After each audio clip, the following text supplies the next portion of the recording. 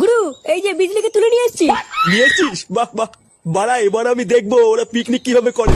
লেওরা না থাকবে বিজলি, আর না হবে কোনো গুদের পিকনিক। নে নে, মাগিটার হাত পা বেঁধে ওইখানে ফেলে রাখ। আর খেয়াল রাখবি কোনোভাবে যেন বেরোতে না পারে। আচ্ছা গুরু, ঠিক আছে।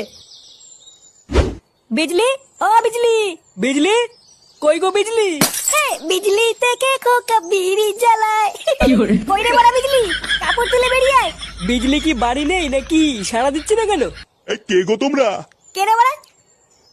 তোমরা কি কাউকে খুঁজছো নাকি? হ্যাঁ গো দাদু, বিজলিকে খুঁজছিলাম। বিজলি, একটু আগে তো দেখলাম দুটো ছ্যামড়া এসে বিজলিকে তুলে নিয়ে গেল। কি বলছো দাদু?